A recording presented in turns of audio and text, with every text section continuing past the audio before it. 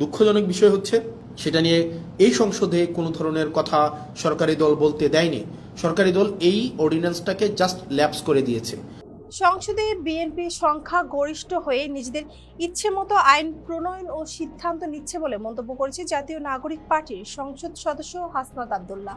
হাসনাত আব্দুল্লাহ অভিযোগ করেন, সংসদে আইন প্রণয়ন থেকে শুরু করে সবকিছুই সরকারের ইচ্ছে মতো চলছে।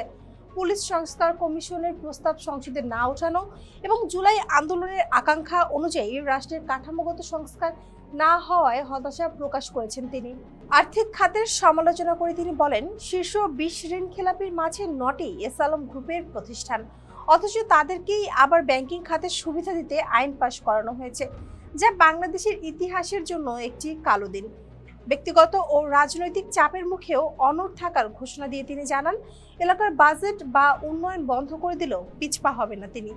তার দাবি, জুলাই আন্দোলনের ত্যাগ বৃথা যেতে দেওয়া যাবে না এবং জনগণের সামর্থ্য নেই তাদের মূল শক্তি।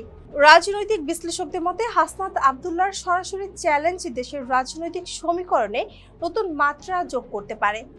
এতক্ষণ সাথে ছিলাম আমি শম্পা আক্তার। ফেসবুকের সাথে থাকার জন্য ধন্যবাদ।